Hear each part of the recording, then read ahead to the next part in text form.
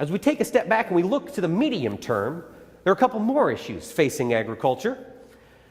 A couple more issues. They originate a little farther to the east in a friendly little hamlet of Washington, D.C.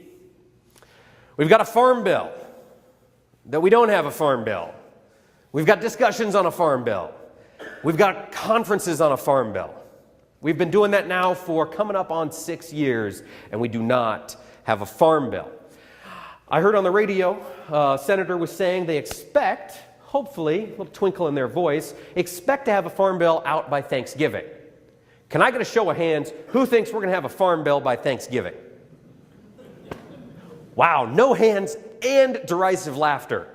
I think you guys are dead on. We're not going to have a farm bill by Thanksgiving. The same issues that caused the farm bill so much trouble in the House of Representatives are causing us the same trouble in this conference committee. We've got folks in the Senate who think that cutting even $1 from food stamps is extreme, and it's terrible, and it should not be allowed. And we've got folks in the House of Representatives that think cutting any less than $40 billion out of food stamps is extreme and irresponsible, and it should not be allowed. They are diametrically opposed, folks. I don't yet see a way how we're going to bring them together and get a full farm bill passed. I hope that we can. There's been a lot of talk lately. We're going to shift from looking at dollar signs to looking at policy. I think that's encouraging. I think that's what we need to be encouraging as you're out there talking to elected officials. And I hope y'all are making calls every now and again to remind them that we are out here, we are farming, and it would be nice to have a little consistency as we go forward. The reason I think we can downplay the dollar bills, the farm bill is a $950 billion piece of legislation.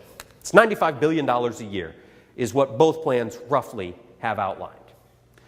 The House version would make it a $91 billion a year plan. The Senate version was going to make it a $94.6 billion a year plan.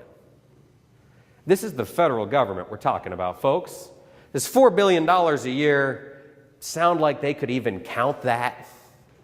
I don't think they have anybody whose calculator goes down to only $4 billion. And yet that's what we're having this whole fight about. So I think as we look to the future, as we look to getting a farm bill out of committee and getting some sort of form to our industry, because a lot of folks, even if you're already prepared to go forward next year, a lot of our industry is waiting to see where we go policy-wise. And the Farm Bill makes life so much easier. Straightens things out. It gets Washington off our backs in some respects for 5 more years, and that alone is a blessing. So that's what we've got going on. Be prepared to go ahead and make a phone call, send an email, encourage them to find other ways around it rather than just looking at the dollars. That's essential.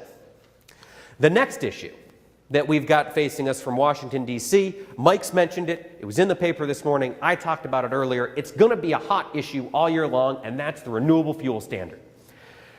There's a number of arguments being made against ethanol. Everyone in this room has heard them. And if you support ethanol, you already know the rebuttals like the back of your hand. And if you're against ethanol, you already understand the reasons that you feel that way as well.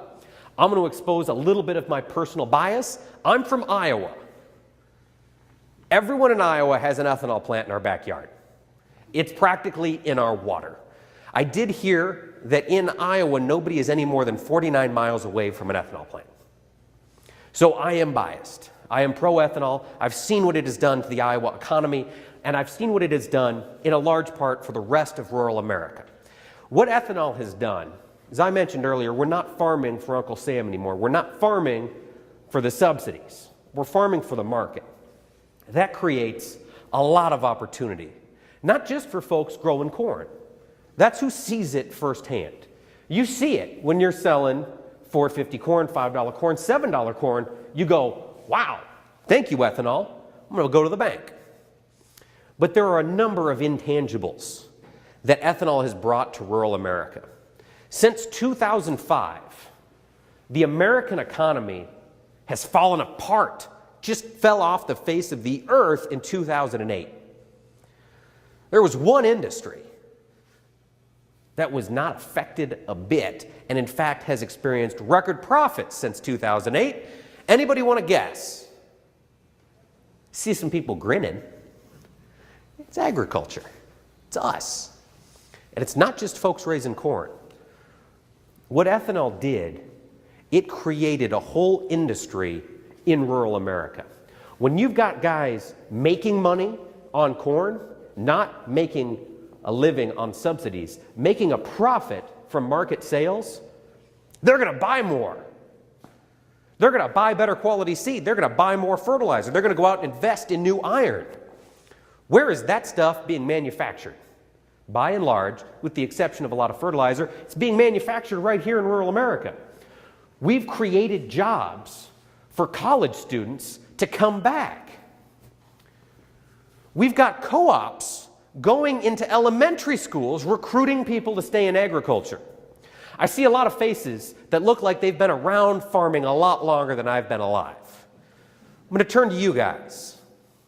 In your time in agriculture, have you ever had folks talk about going into elementary schools to recruit people to stay in our industry because we need jobs? We need to find people to fill those jobs? Have we ever had that before? No. That's thanks to ethanol. It's really hard to trace it back. I don't know that I could prove it on paper. And that's one of the problems we're going to have as we make a defense of ethanol, if you choose to. How do we show that we've gained all these benefits from something so simple as the renewable fuel standard? And I think we just have to talk about it. If you support ethanol, if you believe that it has led to these better things, tell people that story.